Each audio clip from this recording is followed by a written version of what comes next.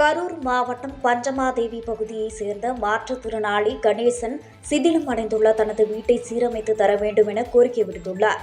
மாவட்ட ஆட்சியரிடம் அலுவலகத்திற்கு தனது மகனை தோளில் சுமந்தவாறு வந்த மாற்றுத்திறனாளி கணேசன் அங்கு நடைபெற்ற மக்கள் குறைதீர்ப்பு கூட்டத்தில் வீட்டை சீரமைத்து தரக்கோரி மனு அளித்துள்ளார்.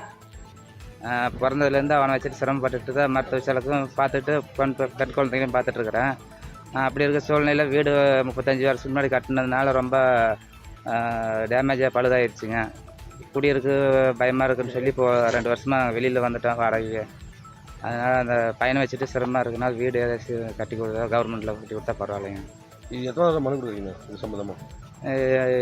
இந்த சம்மந்தமாக இது ஃபஸ்ட் டைம். 35 வருஷமாக எந்த சொந்த வீட்டில் இருந்தீங்களா?